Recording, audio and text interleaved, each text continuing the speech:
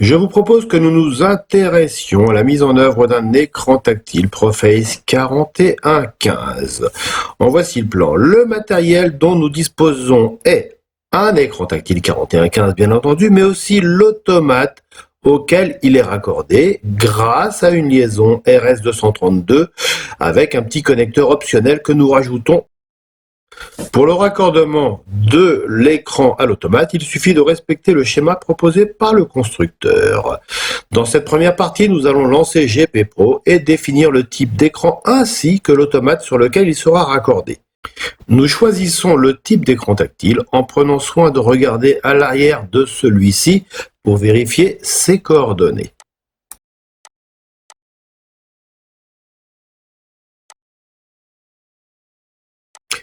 Nous allons devoir ensuite choisir le type d'automate auquel sera raccordé l'écran tactile.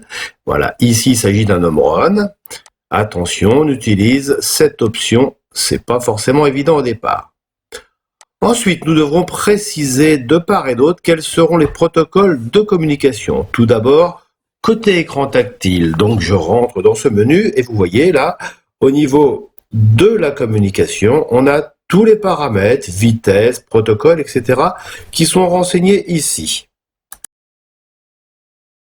Maintenant, nous passons au côté automate programmable. Là, on ouvre le logiciel CX Programmer dans lequel on va choisir les paramètres. Et puis, puisque le petit module RS232 est connecté sur le port 1, c'est vers cet onglet que l'on ira. Là, je dois faire attention de mettre exactement les mêmes paramètres que ceux qui sont renseignés dans le logiciel de l'écran tactile Proface.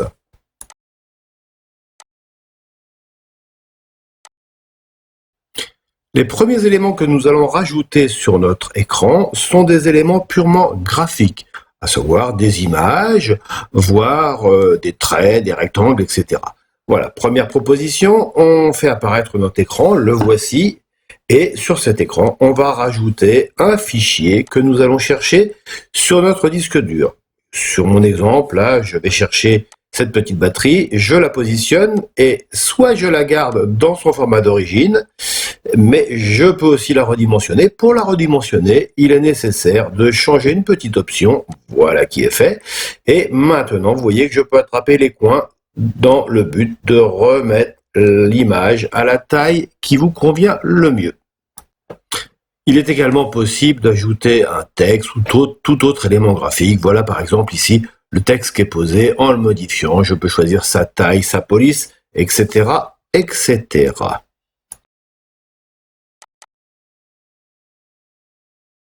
Nous allons envisager maintenant de faire apparaître ou disparaître ces éléments graphiques.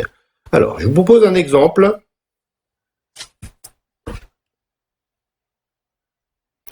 Voilà, donc c'est une variable automate W00.00, un bit donc, qui nous permettra d'afficher ou de ne pas afficher les éléments graphiques que l'on a posés.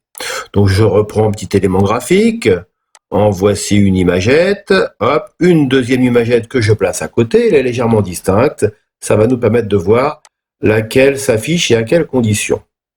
Alors là, vous remarquerez, il va falloir, avec le clic droit, appuyer sur l'imagette et choisir l'animation. Je valide cette animation et je précise que, en fonction d'un bit particulier, je pourrais afficher ou ne pas afficher l'image sur laquelle j'ai appliqué cette animation.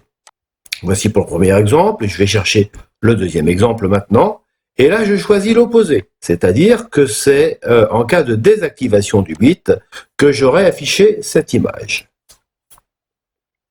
Passons à la simulation.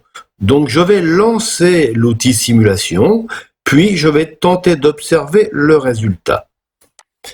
Donc ici, il suffira que j'agisse sur la variable pour voir l'une ou l'autre des images s'afficher. Regardez, off, on, voilà ce qu'il se passe. Superposons maintenant les deux images pour les faire apparaître, soit l'une, soit l'autre, en fonction de ce bit, bien évidemment.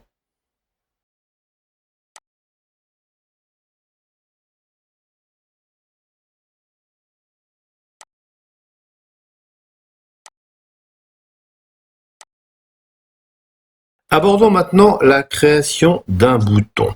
Il va s'agir ici de créer un bouton qui va agir sur une variable automate.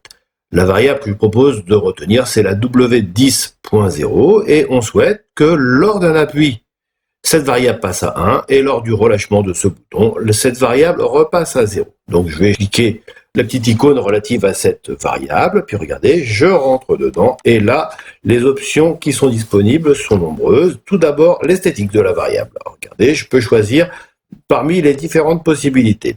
Puis, il me suffit de mettre cette variable automate ici et de préciser qu'il s'agit d'une action momentanée. Là, nous allons pouvoir envisager de regarder au niveau de la simulation ce que cela donne. Regardez, j'appuie sur la variable, le bit passe à 1, je relâche la variable, le bit repasse à 0.